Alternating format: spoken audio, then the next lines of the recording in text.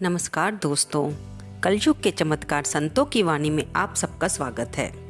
दोस्तों, बहुत ही पवित्र महीना शुरू होने जा रहा है, यानी कि कार्तिक मास। आज हम कार्तिक मास में होने वाले दीपदान के बारे में ही जानकारी प्राप्त करेंगे। दोस्तों, इस साल 2022 में कार्तिक का मास 10 अक्टूबर दिन सोमवार से शुरू होकर 9 नवंबर दिन मंगलवार तक रहेगा।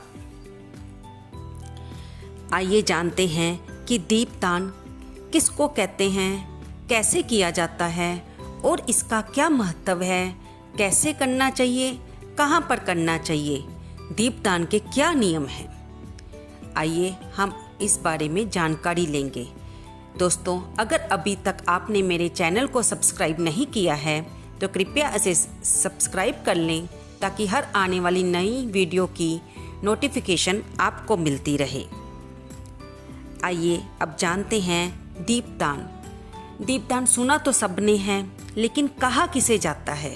दोस्तों, दीपदान का मतलब होता है कि दीपक को प्रज्वलित करना, यानी कि दीपक में रुई की या कलावे की बाती बनाकर उसमें घी या तेल डालकर दीपक को किसी पवित्र स्थान में प्रज्वलित करना, इसे दीपदान कहते हैं। कहते हैं कि दीपदान करने से, यानी कि दीपक प्रज्वलित करने से हमारे पाप भी जल जाते हैं और जो हम जाने अनजाने में पाप करते हैं उनसे हमें मुक्ति प्राप्त होती है। यूँ तो साल के हर दिन में किसी मंदिर में, किसी नदी पर जाकर दीपक प्रज्वलित करना बहुत शुभ माना जाता है। घर में भी सुबह और शाम को हमें दीपक प्रज्वलित करना चाहिए, ताकि घर की सारी नकारात्मक ऊर्जा खत्म हो। लेकिन कार्तिक मास में दीपदान का अपना एक विशेष ही महत्व होता है। अगर हम मंदिर में इस मास में दीपदान करें तो उससे खुशहाली बढ़ जाती है और भगवान विष्णु की प्रसन्नता प्राप्त होती है। भगवान विष्णु जो कि 4 मास से सोते हैं और फिर कार्तिक का मास खत्म होने पर वे उठते हैं। दीपक सोने का भी हो सकता है, चांदी का भी हो सकता है, माटी का भी हो सकता है और तांबे का भी हो सकता है। मिट्टी का दीपक केवल एक बार हमें उपयोग में लाना चाहिए और बाकी को हम साफ करके प्रयोग में ला सकते हैं। हम यथाशक्ति हमें दीपदान करना चाहिए। फिर इसमें हम कार्तिक के मास में तिल का तेल या गाय का देसी घी डालकर उसमें मोली या रुई की बाती बनाकर या कच्चे सूत की बाती बनाकर प्रज्वलित कर सकते हैं। दोस्तों, ये दीपदान हम कहाँ कहाँ पर कर सकते हैं? मंदिर में, किसी उच्च ब्राह्मण के घर पर, गौशाला में, नदी के किनारे, पीपल के पेड़ पर, तुलसी पे, बरगद के पेड़ में, आंवले के पेड़ पर। कहते हैं इस पवित्र जगहों पर दीपदान करने से अश्वमेध यज्ञ जैसा फल प्राप्त होता है। भगवान विष्णु के सामने और भगवान शंकर के सामने दीपदान करने का एक विशेष ही महत्व होता है। हर पुराण में ये बात बिल्कुल स्पष्ट रूप से कही गई है कि जो विष्णु भगवान को पूजते हैं लेकिन शिव की निंदा करते हैं, वो भगवान विष्णु भी उनको पसंद नहीं करते, और जो शैव होकर विष्णु भगवान की निंदा करते हैं वे भी भगत के लाने के योग्य नहीं होते। दोस्तों, हमें दिवाली में दीपदान करने से हमारे में आरोग्यता आती है, लंबी आयु का वरदान मिलता है। इस मास में अगर हम पितरों के निमित्त भी खुले आकाश में दीपदान करते हैं तो उनकी भी नरक से उत्तम गति की तरफ उनका उद्धार होता है।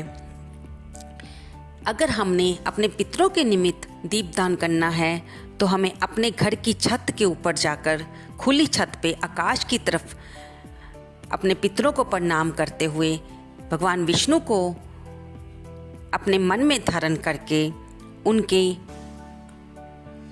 उत्तम गति के लिए प्रार्थना करते हुए दीप प्रज्वलित करना चाहिए। अगर हम फ्लैट में रहते हैं और छत पर जाना संभव नहीं है तो इसे बालकनी में ना जगाकर आप अपने पितरों के निमित्त खुले मैदान में जगा सकते हैं। पद्म पुराण में ये आता है कि जो मंदिर में जाकर दीपदान करते हैं उन्हें लक्ष्मी की प्राप्ति होती है। आप कई जगहें पर भी दीपदान कर सकते हैं, जैसे कि चौराहे पर। मंदिर में जाकर आप रोज़ सुबह और शाम दीपदान करना चाहिए। इसका बहुत ही विशेष महत्व है। ब्रह्म वैवर्त पुराण में आता है कि जो विष्णु भगवान के सामने देसी घी का दीपक जलाता है और वो दीपदान करता है और दीपक जितनी देर प्रज्वलित होता है उतने साल तक उसे हरि धाम में वह आनंद पाता है, सभी सुखों को भोगता है और जब वापस मनुष्य योनि में आता है तो वो उसे भगवान विष्णु की भक्ति मिलती है।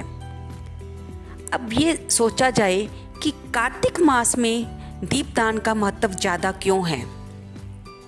तो दोस्तों, पुराणों में इसका उल्लेख आया है कि आकाश मंडल का बड़ा ग्रह सूर्य इस मास में नीच राशि तुला में होता है और वातावरण अंधकारमय होता है।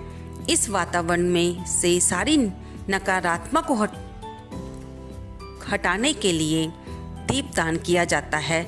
हर तरफ रोशनी फैलाने की कोशिश की जाती है मनुष्य जाति द्वारा, ताकि इस रोशनी से हमारे अंदर में भी जगमग हो, हमारे मन की बुद्धि शुद्ध हो और हमारा परमात्मा की तरफ ध्यान लगे।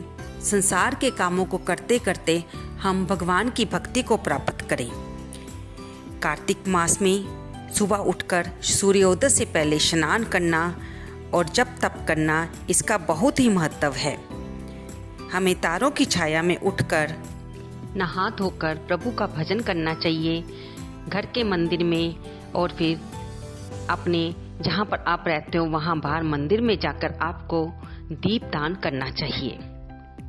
दोस्तों, कनिका पुराण में आता है कि हमें पृथ्वी पर दीप प्रज्वलित करते समय दीपक को सीधे तौर पर नहीं रखना चाहिए, क्योंकि इससे पृथ्वी को आघात पहुंचता है।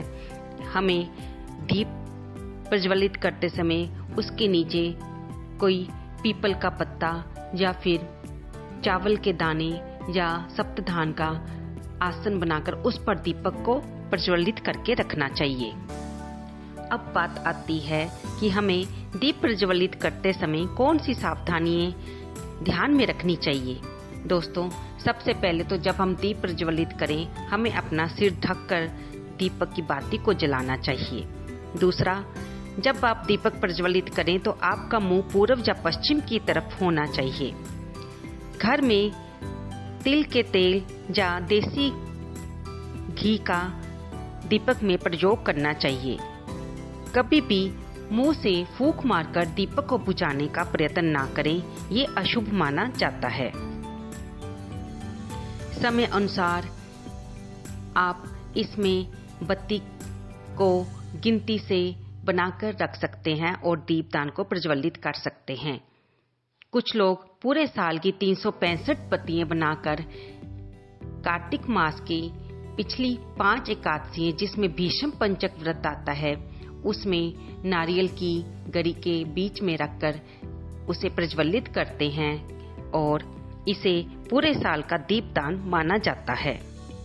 दोस्तों, इस महीने में परिक्रमा का भी बहुत महत्व माना गया है, जैसे कि भगवान शंकर के शिवलिंग की परिक्रमा जल लहरी तक होती है, उसको पूरा घूम के परिक्रमा नहीं ली जाती।